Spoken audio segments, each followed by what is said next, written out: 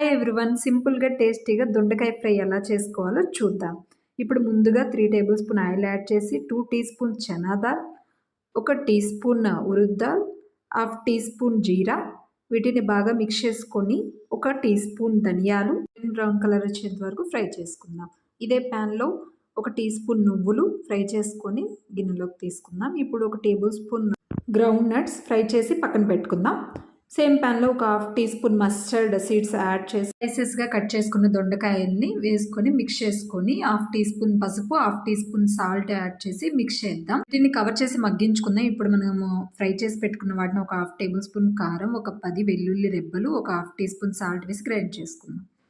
ఇలా దొండకాయ ఫ్రై అయిపోయిందండి. ఇప్పుడు మనం ఫ్రై చేసి పెట్టుకున్న గ్రౌండ్ నట్స్, గ్రైండ్ చేసి పెట్టుకున్న మసాలా పౌడర్ యాడ్ చేసి కవర్ చేసి ఒక 1 మినిట్ వదిలేయండి. లాస్ట్లో కొత్తిమీర చల్లుకొని సర్వ్ చేసుకుందాం. డీటెయిల్డ్ వీడియో కోసం ఛానల్లో చూడండి.